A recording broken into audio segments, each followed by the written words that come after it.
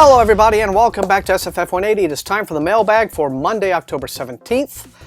Sorry if the lighting looks a little bit weird in this one. It's because I've kind of been shifting some things around in here, so I hope it's not too glary. Wow, boy, today's mailbag, 2 weeks worth, so like 20 packages, gonna be massive, so I'm not gonna waste a whole lot of time before getting into it, but I do just want to say a couple of things. First off, yeah. There may be a mailbag next Monday, not sure. I know that I said that this would probably be the last mailbag episode before the big move, but it is entirely possible that some packages will continue to trickle in to this address while the move is in play. I've been sending the change of address forms, to all of my publishers just to make sure that they're all good with that. But, while they're updating all of their logs, it's entirely possible that there's stuff in transit that'll still come here. So I don't know about next Monday, maybe, maybe not. We'll just play it by ear. If you see a mailbag, you'll see it. Okay? Other thing is, starting this weekend, I think Friday night, Saturday morning at midnight Central, that's when Halloween starts, so be ready for that. I'm pretty excited. I'm actually pretty nervous. I'm terrified I'm not going to pull it off. I must have been absolutely insane trying to schedule something that ambitious right in the middle of a big move, but I'm not going to worry. I'm just going to soldier ahead and do it. So look forward to that. But otherwise, yeah, let's not waste a whole heck of a lot of time on other announcements. I want to go ahead and get into this mailbag so it's not 9 hours long, all right? But first thing, I thought that since I'm kind of nearing an end of an era here, moving out of this place where it seems like I've been forever, I don't know, a bit of a spirit of celebration I feel like I want to experience today in the mailbag. So I went ahead and got myself, let's see, this is what they call, this is Samuel Smith says it's a product of England. Organic, handcrafted raspberry fruit ale. Yeah, we're going to give this one a try here. Because why should Elizabeth have all the fun, right? So I've had some of these like fruity ales before sometimes, and they can be really good, or sometimes, I don't know, they can be like Robitussin, but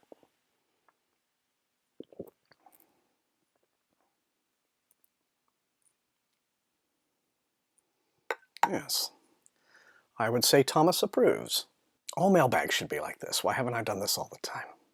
Okay, without further ado, let's get into these books, shall we? And we start with a little package from HarperCollins.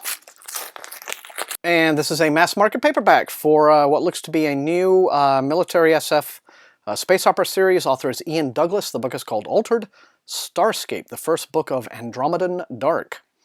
It says, comes out on the 25th, 2162, 38 years after first contact, Lord Commander Grayson St. Clair leads the Tellus Ad Astra on an unprecedented expedition to the galactic core, carrying more than 1 million scientists, diplomats, soldiers, and AIs. Despite his reservations about their alien hosts, St. Clair is deeply committed to his people, especially after they're sucked into a black hole and spat out 4 billion years in the future. Okay. Civilizations have risen and fallen, the Andromeda Galaxy is drifting into the Milky Way, and Earth is most certainly a distant memory. All that matters now is survival, but as the ship's marines search for allies amid ancient ruins and strange new planetary structures, St. Clair must wrap his mind around an enemy capable of harnessing a weapon of incomprehensible power, space itself. All right. Well, this could be kind of neat. I do like this kind of spacefaring stuff. So here you go. Comes out October 25th, Altered Starscape. Okay, I think I know what this is. Okay, and it is. This is a book called The Sky Slayer. It's by Joel Corna, who is a UK fantasy writer who is also one of my Facebook friends. And he had sent me his first book, which was The Sea Stone Sword. This looks like it might be a sequel to it, or I don't know, it could be an entirely new novel, a standalone. But Joel has been very nice and understanding that I have not yet reviewed The Sea Stone Sword. I'm so sorry. But here we have The Sky Slayer, so I may have an opportunity to do both. But let's see. He sent this to me himself because he was actually here in the States for some, I don't know, meeting or conference or something.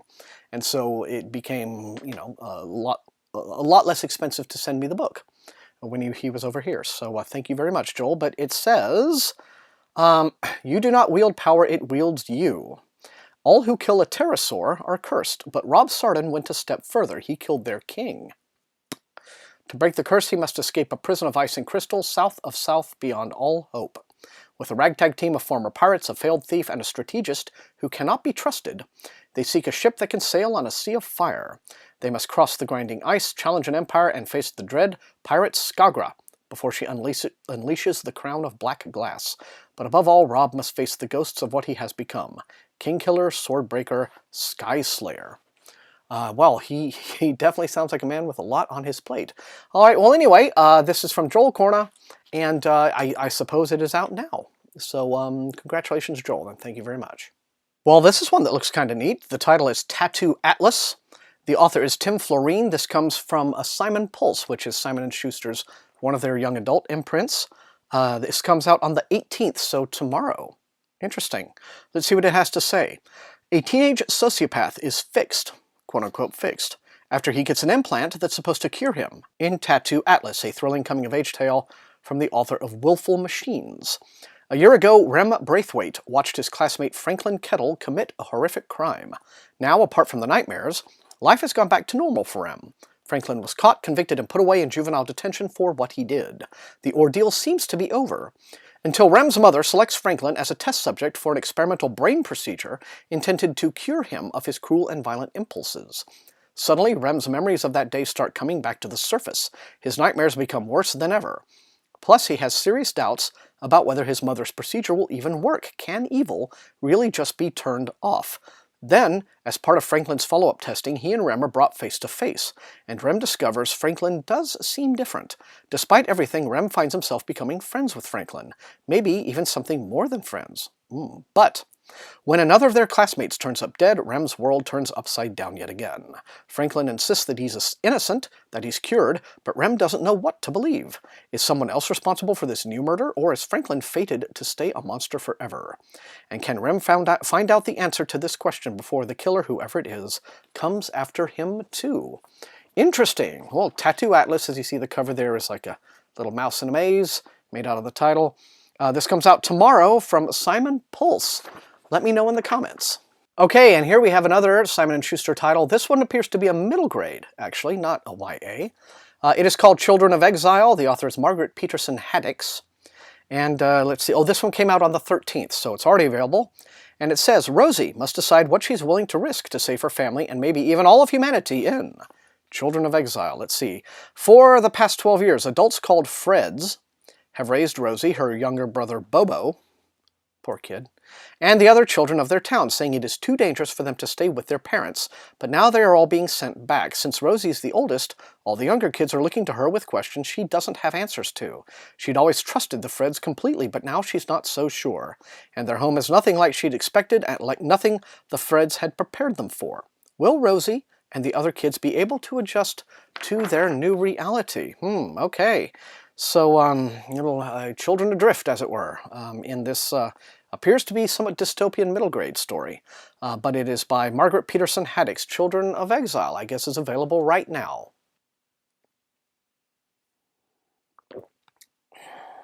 Okay, moving on. White Envelope. Probably means a tour title. It is, and this is one that I have really kind of been excited about ever since I first started seeing some buzz for it. This is a new book by Will McIntosh, an SF writer of considerable talent that I think more of you should be paying attention to. This is called Faller. Comes out on the 25th, and it goes like this. Day 1. No one can remember anything, who they are, family and friends, or even how to read. Reality is fragmented, and the Earth consists of islands of rock floating in an endless sky.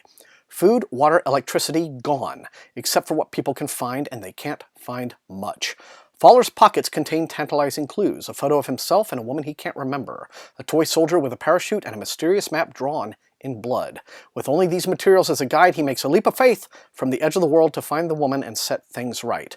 He encounters other floating islands, impossible replicas of himself and others, and learns that one man hates him enough to take revenge for actions Faller can't even remember. Faller is a fast-paced science fiction adventure in the tradition of Philip K. Dick that questions the nature of reality, memory, and identity. Yeah, this has sounded cool to me very much right off the bat, but comes out on the 25th from Tor Books. And we have another Tor title. This is Alien Morning by Rick Wilbur. I believe it is a debut novel. Let's see, this one comes out. When does it come out? November the 8th. They've actually sent me the ARC for this, but now we have the finished copy in hardcover. Very lovely Stefan Martiniere cover here. Love seeing all this SF. Anyway, but this one, like I said, comes out like this. It's a thrilling near-future adventure focusing on near-future technology.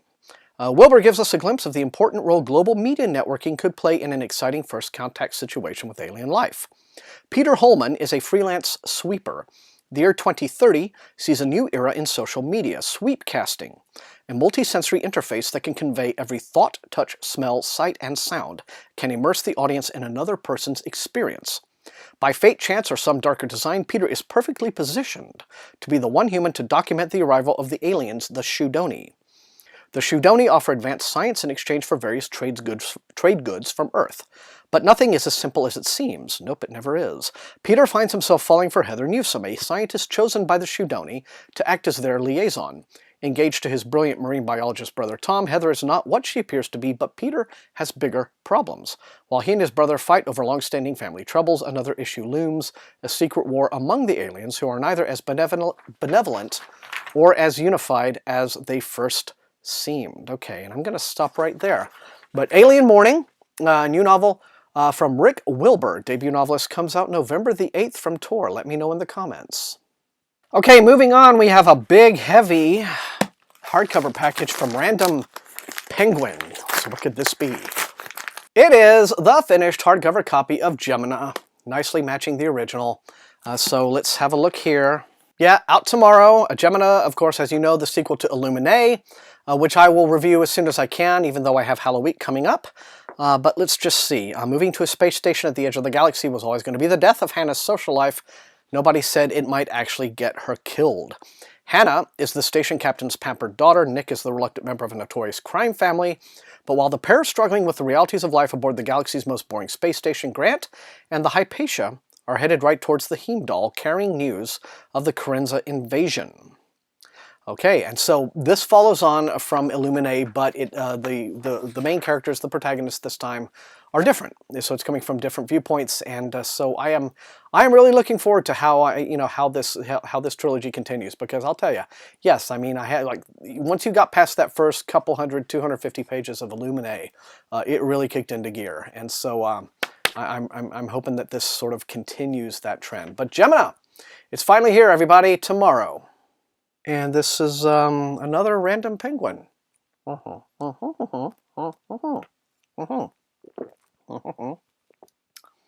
So, let's see. Well, this has come out rather quickly. This is called The Operative. It's by Gerald Brandt. It is the sequel to a book that came out just a few months ago called The Courier from Daw Books. And I don't think there's a sell sheet, so I'm going to have to do it this way.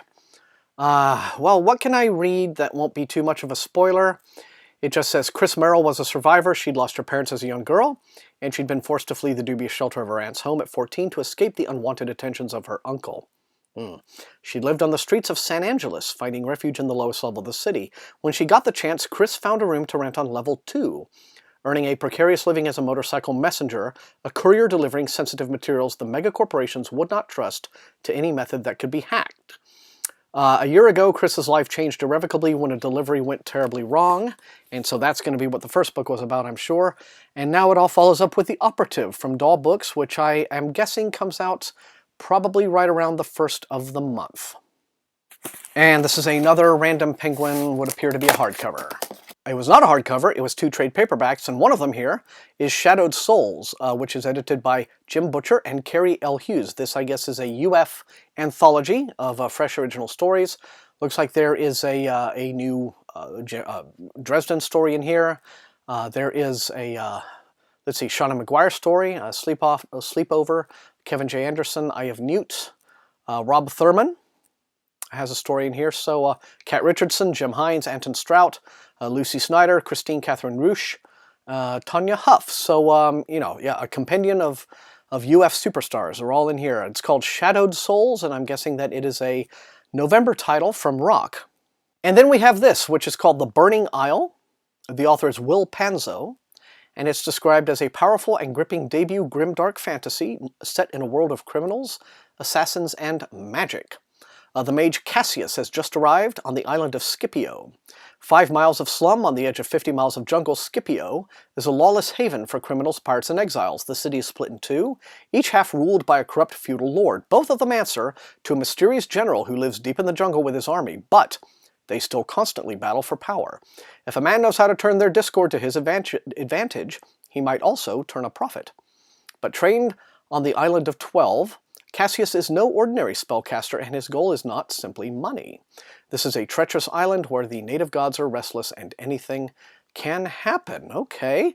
Well, then the Burning Isle, for all you Grimdark fans, I suppose comes out early in November from Ace. And another white envelope, another Tor title. Okay, this is very exciting and one I've been looking forward to for some time. This is Invisible Planets, contemporary Chinese science fiction in translation, and it's all been translated by Ken Liu, of course, who translated Three Body Problem by Lucy Zhen and won the Hugo for that. And this is an anthology of 13 stories, a strong and diverse representation of Chinese science fiction, including 2 by Suzhen Liu, or Liu Suzhen, author of Three Body. Some have won awards in translation, some have garnered serious critical acclaim, some have been selected for year's best anthologies, and some are simply Ken Liu's personal favorites. And then to round out the collection, there are several essays from Chinese scholars and authors, plus an illuminating introduction by Ken Liu. This comes out November the 3rd, Invisible Planets, edited and translated by Ken Liu, Chinese SF anthology. Okay, and what is this? Is a massive, massive random penguin package, which I think probably consists of most of the rest of their November stuff because it's got lots of items in it. And that's exactly what it is, a whole lot of stuff that looks pretty exciting, both in mass market and in hardcover. And the first of these is the hardcover, Den of Wolves. This is the newest Blackthorn and Grimm novel, a fae fantasy from Juliette Marillier or Marillier. I've never really known how quite to pronounce that. I know some of you are big fans of hers. Maybe you can tell me. But this, like I said, this is the latest in her series of, you know, this Blackthorn and Grimm are a couple of adventurers, and I do believe it deals with, yes, it deals with the fae very much. So if you like fae fantasy, which I can be hot and cold on, mainly because every fae fantasy story I read, the fae are just assholes. I mean, they really are. They're just like the assholes of the fantasy kingdom. But Den of Wolves is a new November title from Rock Books. And then next up we have Unquiet Land, which is the new Elemental Blessings novel. The latest novel in this series by Sharon Shin. I actually reviewed a few years back when it came out the very first book in this series on my website. Troubled Waters, I believe it was called. And it was, I liked it a lot more than I was expecting it to. It was high fantasy with a bit more of a romantic spin on the thing than I usually like to see, but it was still very well told because Sharon Shin is a good storyteller. But now we are 4 books into this series, so I guess there's a little bit of catching up to do. But anyway, Unquiet Land now comes out from Ace Books in November. And moving onward, we have An Import of Intrigue. This is the new Maraday novel by my good buddy Marshall Ryan Maresca. I swear I have reviews of these like in the pipeline. But this is book 4 already coming out, so it's been quite a successful series for him, and I'm very proud of him for that. An Import of Intrigue. The neighborhood of the Little East is a collection of cultures, languages, and traditions hidden away in the city of Maradane, a set of streets to be avoided or ignored. When a foreign dignitary is murdered, solving the crime falls to the most unpopular inspectors in the Maradane constabulary, exposed fraud Citrine Rainey and uncircled mage Minux Welling. With a murder scene deliberately constructed to point blame towards the rival groups resident in this exotic section of Maradane, Rainey is forced to confront her former life, while Welling's ignorance of his own power threatens to consume him. And the conflicts erupting in the Little East will spark a citywide war unless the constabulary solves the case quickly. So if you like fantasy murder mysteries, here you go. And next up we have Volume 14. 14 in the ongoing Chris Longknife space opera series, Chris Longknife Bold. Author of these is Mike Shepard. This has been hugely popular. And it's basically, yeah, what Chris Longknife can kick, shoot, and punch her way out of any dangerous situation. And her latest adventure in the New York Times bestselling series is as perilous as they come. So, action adventure in space, you know, with this badass chick. And it's been going on for 14 books. It's a MilSF series. So, if you're a fan, enjoy. This is another one where I'm like, yeah, I got them, I want to read them, but oh, now it's 14 volumes. That's a lot of catching up to do, but I do want to give them a try anyway. But if you're a fan, look for Bold coming up. And here we have something pretty exceptional. This is a new reprint of the late Tanith Lee's book, Death's Master. This is the second volume in an old series of hers called Tales from the Flat Earth. I've read these years ago, and they're really glorious. Night's Master, Death's Master, Delusion's Master. 5 volumes in these series. This one came out way back in '79, and so it is considered a bit of a minor, unheralded classic of this field. But it's, the second book in the stunning arabesque high fantasy series Tales from the Flat Earth, which, in the manner of the 1001 Nights, portrays an ancient world in mythic grandeur via connected tales. A long time ago, when the earth was flat, beautiful and different gods lived in the airy upper earth realm above. Curious, passionate demons lived in the lush under-earth realm below, and mortals were relegated to exist in the middle. Ulium, Lord of Death, second of the Lords of Darkness, King of Shadow and Pallor, makes an unusual bargain, which sets in motion an intricate sequence of events that entangle men and gods, queens and kings, sorcerers and witches, and lowly wanderers. When the secret to immortality falls into human hands, dark magic and wickedness are unleashed, testing the bounds of mortal love and sanity and questioning the nature and purpose of life itself. If you've never read any Tanith Lee, you now have an opportunity because they're bringing this stuff back in print. She's undergoing a posthumous renaissance, and I'm very happy to see it, so check her out, seriously. And then the last of the mass markets for Ace, Rock, and Daw this coming month, November, we have Faith Hunter's Curse on the Land, which is the second in her Soulwood series, set in the same universe as her Jane Yellowrock series. I don't really read the Jane Yellowrocks. It's vampire stuff. I don't like vampire stuff. But if you're a fan, let's see. It tells the story of a woman whose power comes from deep within the earth, and goes on like that. So if you are a Faith Hunter fan, Curse on the Land, her Soulwood series, spin-off series from Jane Yellowrock, continues in November. Okay, moving onward, we have something from Simon & Schuster. Okay, these are kind of unusual. These are bound galleys of books that are actually being sold as e-shorts, they say. The first of 3 e-shorts from contemporary fantasy master storyteller Jeff Summers. Okay. Featuring the buddy duo from We Are Not Good People, blood magicians who are struggling to get by with their cheap magics and wit, such as it is. Action-packed, inventive, and darkly comic. Okay. And, alright, it looks like some of these have already been e-released, as it were. See, so we have, like, The Stringer here, and then I guess the other one is Last Best Day, part of a series called the Ustari Cycle. It says The Stringer came out on August 1st, and The Last Best Day came out on October the 3rd. So these, I guess, are currently available. And let's see. For blood mages, the 21st century means hiding in the shadows, keeping society unaware of their incredible powers. In The Stringer, by Jeff Summers, the power-hungry sort plot quietly. Plot quietly to manufacture tragedies bloody enough to give them the gas they need to cast something monumental. Lem and Mags, down-and-out bosom buddies to the end, try to be good, bleeding nobody but themselves, skating by on small cantrips, cons, and charms. So oddly written, this sell sheet. So when the siren song of easy money comes their way in the form of helping out a friend, clearly no good will come of it. Blood mages are not good people, and neither are stringers, alien intelligences that can take over a body and run it ragged. Stringers, they aren't subtle, aren't content to skulk in the shadows, and aren't a house guest anyone wants.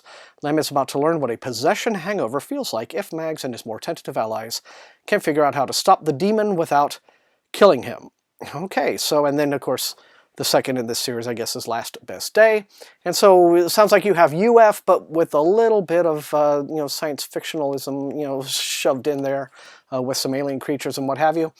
But, okay, well, these are available now as e-shorts. As you see, they're very little. And maybe about, like 100 pages each or so, right around there. So there you are, from Jeff Summers. And this next one comes from Harper Voyager, and it's one that I'm very happy to have. This is The Weaver. This is the new book by Emi Itaranta, who wrote Memory of Water, and this is her second novel. And it is, I believe, overseas it's called the City of Woven Streets or something like that, but they've retitled it The Weaver here in the States. Let's see, I'm trying to see what a release date might be. Oh, November 1st, it says. And it says, a finely crafted fantasy tale that seamlessly blends a coming-of-age story with high-stakes intrigue and danger. Ileana is a young woman who lives cloistered away in her island community's House of Webs, where all orders pass through the head weaver and the oligarchical council. When Ileana comes across a wounded woman who has secrets and knows her name, they must work together to unravel the island's history of political corruption and discrimination. Itaranta's prose is luminous and filled with rich detail. The setting is inventive, yet one might imagine that it could have existed in our own world. Ileana has her own struggles with being an outsider, marked as undesirable by the rest of society.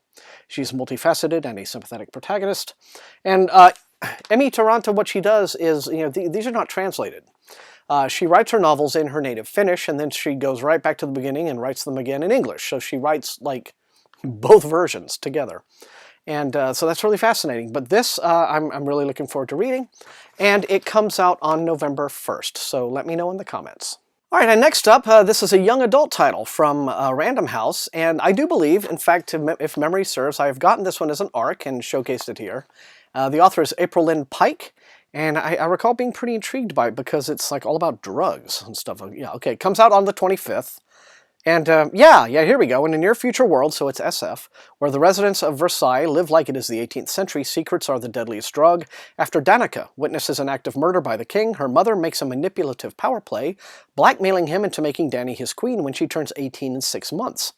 Dani's ticket out? Glitter, a drug so powerful that a tiny pinch mixed into a pot of rouge can make the wearer hopelessly addicted. A drug she can sell for more money than she ever dreamed. A drug that will buy Dani passage out of her beautiful, deadly prison with the help of a dealer who is as mysterious and alluring as the drug he fences. Will he turn out to be even more dangerous than the king? See, I dig that. It's like this chick gets out of an arranged marriage by becoming a drug dealer, which I think is kind of cool. All right, but this comes out October the 25th. The author is April Lynn Pike, and it is called Glitter. Just say no, kids. Or maybe not say no. And yet another Tor White Envelope. Okay, this one comes from Tor Teen, a YA title.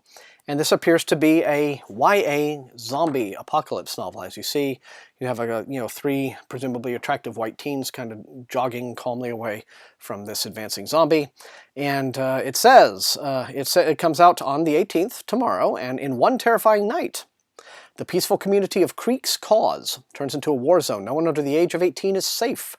Chance Rain and his older brother Patrick have already fended off multiple attacks from infected adults by the time they arrive at the school where other young survivors are hiding. Okay, so the parents are zombified, and the kids have to get away. That's, we've all been there, right? Most of the kids know they've been dragged away by once trusted adults who are now ferocious inhuman beings. The parasite that transformed them takes hold after people turn 18, and Patrick's birthday is only a few days away. Determined to save Patrick's life and the lives of the remaining kids, the brothers embark on a mission to uncover the truth about the parasites, and what they find is horrifying. Battling an enemy not of this earth, Chance and Patrick become humanity's only hope for salvation. How does the parasite know when you're 18? Does it card you before it infects you or something? Alien zombie mashup. So, okay, well, this could be cute, right? I guess. But anyway, it's called The Range. It comes out tomorrow. And, ooh, scary parent zombies from Tor Teen. How's everybody doing? Sticking with it? Not too bad. Needed a little bit more fortification here. Only got a few more to go. We're getting close. Hang in. This one is from Simon & Schuster. And it is another Simon Pulse YA title. The author is Simon Curtis. Simon's everywhere. This comes out October 25th, and it is called A Boy Robot. And I've already heard some good buzz about this from some folks I know who have read it in ARC form, but it goes like this. There once was a boy who was made, not created.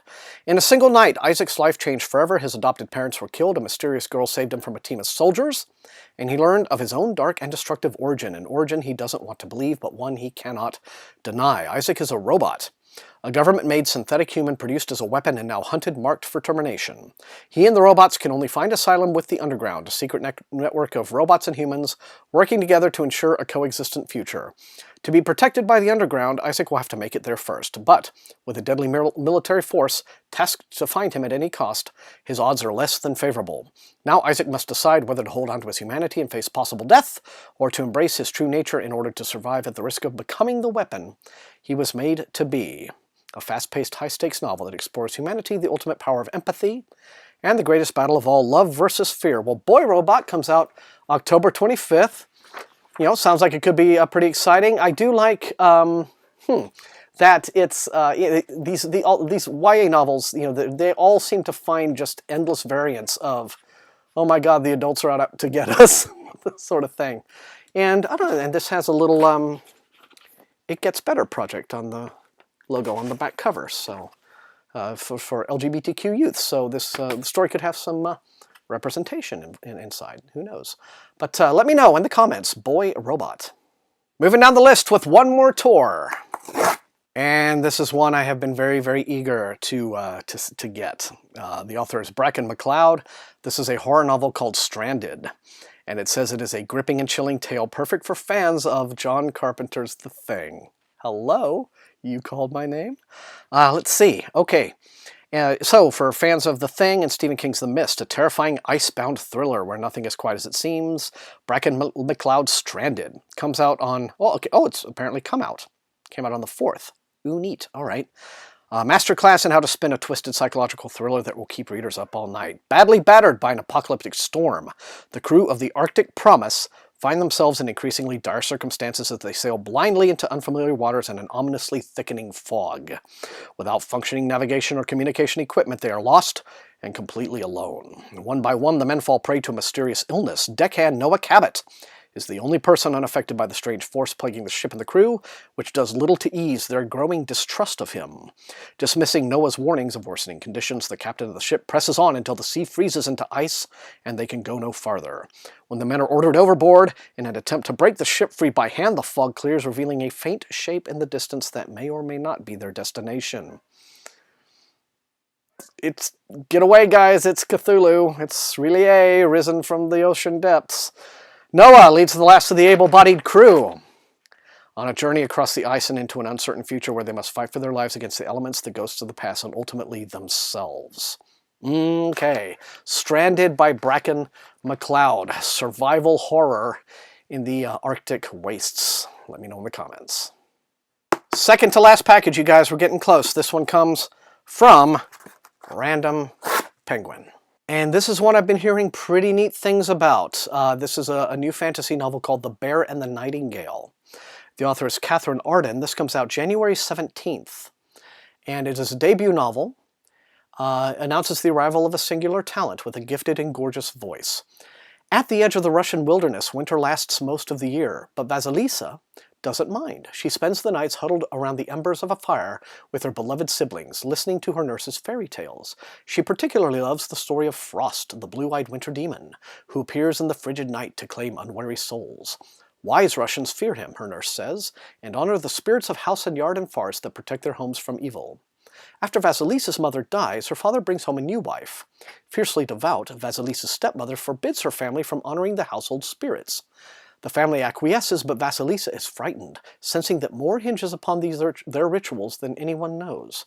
And indeed, crops begin to fail, evil creatures of the forest creep nearer, and misfortune stalks the village. All the while, Vasilisa's stepmother grows ever harsher in her determination to groom her rebellious stepdaughter for marriage or confinement in a convent. Ooh.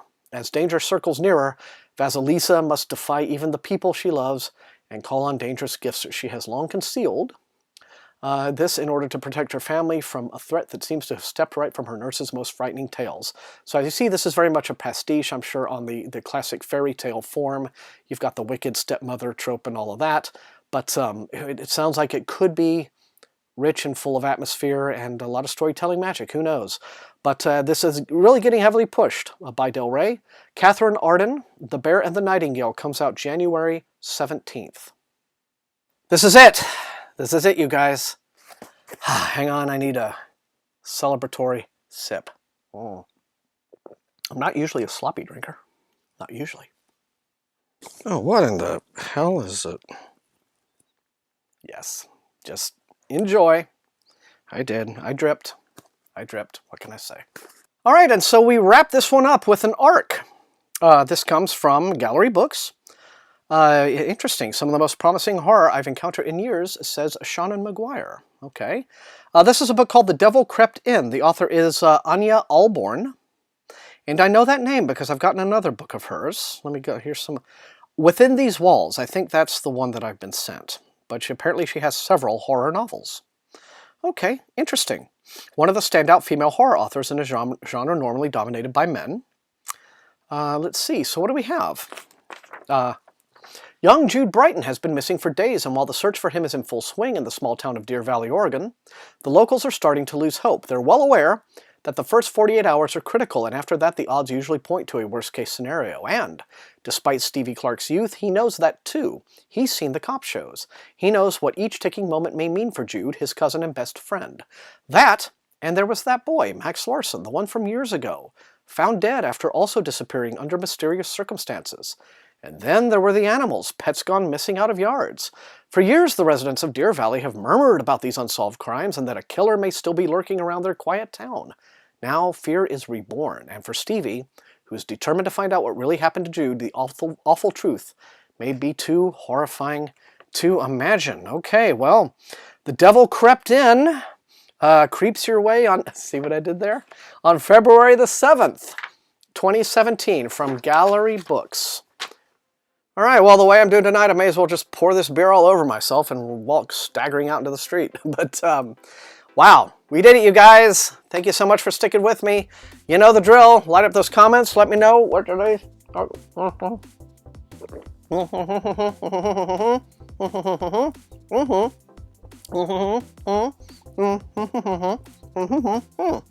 Right? Because that is what helps the channel grow. Okay? Another thing, if you see that little bell icon next to like the subscriber thing right below the screen here, some people I have heard, this seems to be a general YouTube thing. Quite often YouTube does not always get, you know, new uploads into everybody's subscriber feed all the time. So if you click that little bell, especially if you watch YouTube on your devices, like your phones or your pads or whatever, you know, that you get a little notification whenever a new SFF180 comes up. And who wouldn't want that? You would not miss anything. So thank you all so much once again for joining me. And until I see you all next time, happy reading.